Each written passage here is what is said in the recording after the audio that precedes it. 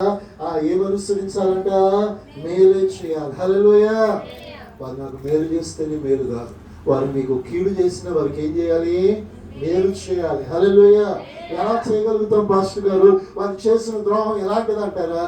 అయినా అన్నిటికీ తీర్పు దినం ఒకటి ఉంది. హల్లెలూయా. వారి క్రియలను బట్టి దేవుడు ఏం చేస్తాడు? జీతం ఇస్తాడు. ఆ జీతం వచ్చినప్పుడు వారి జీవితాలు ఎలా ఉంటాయో లేఖన భాగం సెలవిస్తుంది. కాబట్టి ఈరోజు నీ విశ్వాస జీవితంలో నీ చేతనైనంత వరకు అందరికీ ఏం చేయాలంట? మేలు చేయాలి. హల్లెలూయా.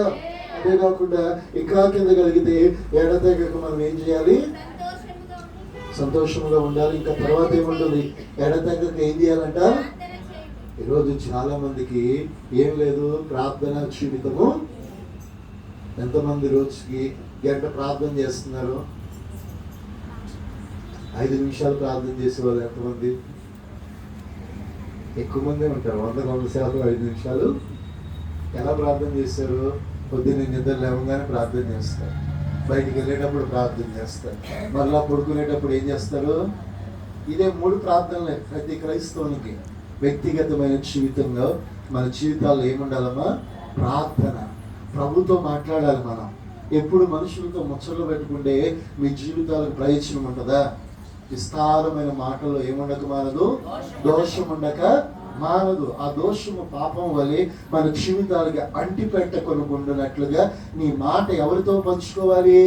నీ లోకంలో నీకు కష్టాలు ఉండొచ్చు, ఇబ్బందులు ఉండొచ్చు, సమస్యలు ఉండొచ్చు. నీ ఇంటి కొట్టుని తీసుకెళ్లి వీధిలో పెట్టుకోకండి. మనుషులతో మాట్లాడి అదే జీవము కలిగిన దేవుని ఎదుట మీరు మాట్లాడండి. మీ ప్రతి సమస్యకు పరిష్కారం దేవుడు ఇచ్చును గాక. మీ కన్నీరు తీసివేయబడును గాక. మీ దుఃఖము నాట్యముగా మార్చబడును గాక. ఆయన మీతో మాట్లాడితే, మీరు ఆయనతో మాట్లాడితే ఇక అద్భుతములు జరుగును గాక, ఆశ్చర్యములు జరుగును గాక. మీ జీవితాల్లో ఒక శుభకరమైన ఆనవాళ్ళు జరుగును గాక. దేవునితో మాట్లాడితే ఆయన మీతో మాట్లాడటం ప్రారంభిస్తారు. హల్లెలూయా. ఆయన మాట్లాడితే మీ స్థితినే మార్చబడును గాక. ఆయన మాట్లాడితే మీ కుటుంబమే ఉన్నత స్థితిలోనికి వెళ్ళును గాక. అందుకే అంటున్నాడు, ప్రతి మనుష్యుడు కూడా ఎడతెగక ఏం చేయాలంట? ప్రార్థన చేయాలి. ప్రార్థన ప్రతి సమస్యను, ప్రతి స్థితిని కూడా ఏం చేయగలుగుతుంది? ప్రార్థన ఏం చేయాలంట? పాపం చేయడానికి అవకాశము. ప్రార్థన లేని వాడు ఎప్పుడు ఏం చేస్తాడు? పాపం చేస్తాడు. ప్రార్థన చేసేవాడు ఏం చేయడంట? ప్రార్థన ప్రతి పరిస్థితిని, ఈరోజు లేవు అనుకున్నావు, రేపు ఉన్న వాటిగా దేవుడు చేయను గాక. ఈరోజు నీకు ఇది లేదు, ఈ స్థితి లేదు, నా కుటుంబ పరిస్థితి ఇలా ఉంది, నా బిడ్డల స్థితి ఇలా ఉందని అయ్యో దేవుని ఎదుట నువ్వు మానక నువ్వు ప్రార్థన చేస్తే ఒకరోజు సమస్తము దేవుడు మీకు కలుగ చేయను గాక. నీ ప్రార్థన నీ స్థితిని మార్చును గాక. నీ ప్రార్థన నీ కుటుంబాన్ని కట్టును గాక. నీ ప్రార్థన నీ అయ్యో నశించిపోతున్న భర్త అయినా మీ పిల్లలైనా దైవ సన్నిధికి నడిపించును గాక. ఇది దేవుని యొక్క చిత్తము. హల్లెలూయా. మనం ఏం చేయాలి? ఈ రోజు నుంచి ప్రార్థన చేయట, వ్యక్తిగతంగా కూడా మనం ఏం చేయాలట? ప్రార్థన చేయాలి.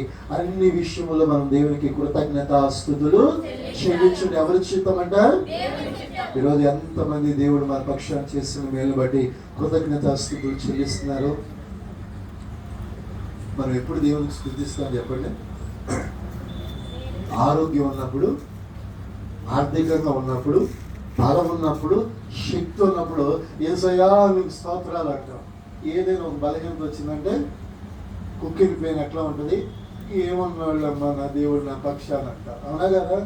యేసయ్య ఉంటే నాకు ఎందుకు ఈ కష్టం అంటారా? అనరా? దేవుడు లేడు కదా అన్నట్లు మనం ఏం చేస్తారు? భక్తిహీనులు మాట్లాడినప్పుడు, దేవుడు కార్యాలు చేసినప్పుడేమో ఉప్పొంగిపోతూ ఉంటారు. ఏది నూనెలో పూరి వేసినప్పుడు ఎట్లా పొంగిద్దో అట్లా పొంగిపోతూ ఉంటారు. హల్లెలూయా.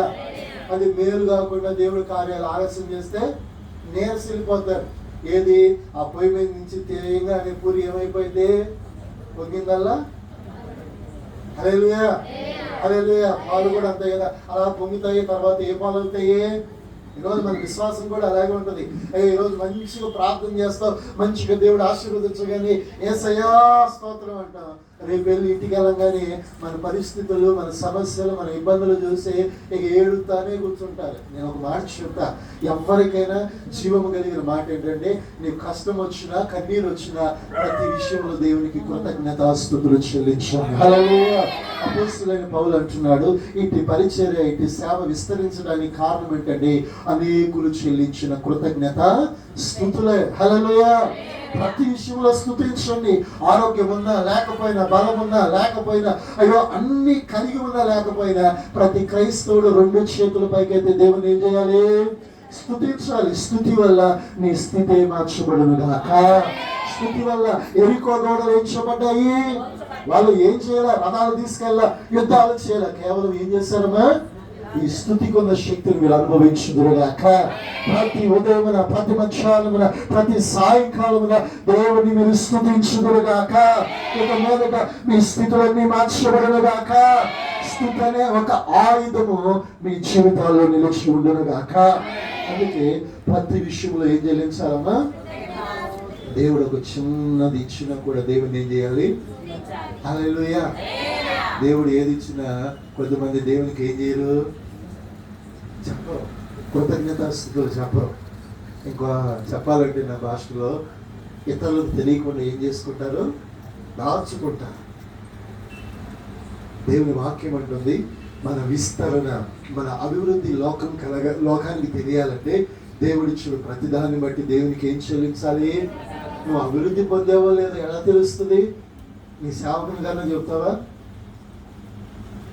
ఒక ఆమె ఫోన్ కొంది, 70,000 పెట్టి 70,000